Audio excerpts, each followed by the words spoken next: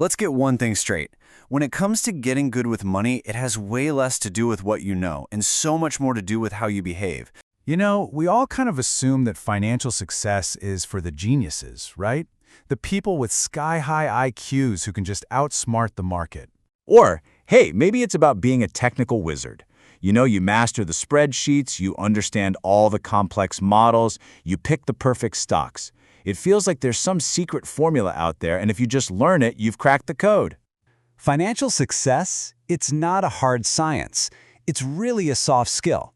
It's all about how you handle things like fear and greed, how you react under pressure, and how you think about risk. The real battle isn't with the market, it's with yourself. And, the common traps that even the smartest people stumble into. We just love these huge, dramatic stories. We look at a guy like Bill Gates and we talk about his genius, but we completely forget the 1 in a million luck involved, like having access to a school computer back in the 1960s. Then we try to copy these extreme outliers, but their success is pretty much impossible to replicate. And that's exactly why trying to be the next Bill Gates is usually a recipe for disaster. The real lessons aren't found in the exceptions. They're in the broad, kind of boring, repeatable patterns. Things like living below your means and just consistently investing over a long, long time. Those are the lessons that actually work for the rest of us. Next up, let's unpack a huge one, a distinction that trips up just about everyone, the difference between being rich and being wealthy. Being rich is all about what you can see. It's the big salary, the fancy car, the expensive clothes. It's basically spending money to show other people you have money. But wealth, well, wealth is totally different. It's the money you don't spend. It's all those unspent assets just sitting in your investment accounts, giving you freedom, giving you options. It's invisible. And here's the trap. We literally can't see wealth. The person driving that 10-year-old car might have millions in the bank.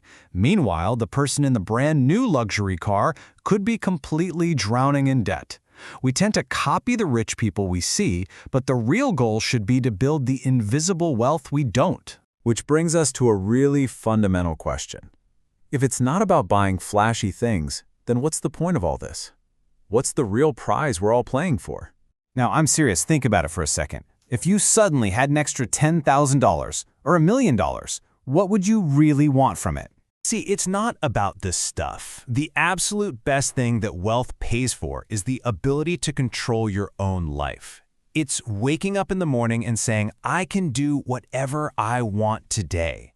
That feeling of autonomy, the freedom to choose what you work on, who you hang out with, when you take a vacation, that is the highest form of wealth there is. But this leads to a weird paradox you see all the time. Why do people who already have fortunes, I mean more money than they could ever spend, go and take these insane risks to get even more and end up losing everything? The answer is they haven't defined what enough is for them. Enough isn't a number on a spreadsheet, it's a realization.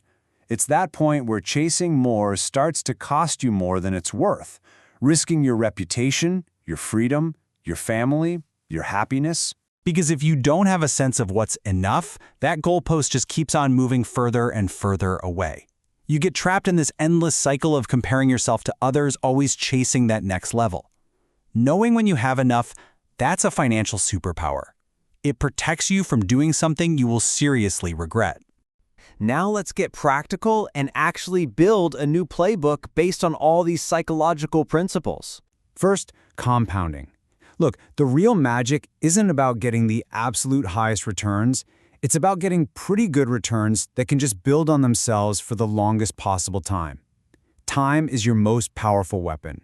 Second, saving. This is the only part you have 100% control over. You can't predict what the market's going to do next week, but you can always decide to spend less than you make. And third, you have to prepare for things to go wrong. Life is messy, and so are finances. Building a margin of safety, having cash reserves, a flexible budget, that's what makes sure you can stay in the game when life throws a curveball. Now, having a good strategy is one thing, but sticking with it for decades, that's a whole other beast. So, how do we actually win the long game? It all comes back to mindset. Honestly, just staying in the game is the most important part. So how do you do it? Well, you've got to avoid financial extremes. That means no going all in on some hot stock and no swearing off investing forever after one bad year. You have to accept that ups and downs aren't a penalty, they're the price you pay for long-term growth. And when you mess up, and you will, zoom out. Don't let one bad decision ruin a decade of good habits. And maybe most important of all, build a plan that makes sense for you and your goals. The perfect plan on paper is useless if you can't sleep at night while you're doing it. So, if we leave you with one final thought, it's this. The ultimate goal isn't just about growing your bank account, it's about shrinking your wants. When you stop chasing what everyone else has and just focus on what truly makes you happy, you achieve a kind of freedom that money just can't buy. So the question isn't just how much can I earn, but maybe how little do I need to be happy? And that might just be the most valuable financial question you can ever ask.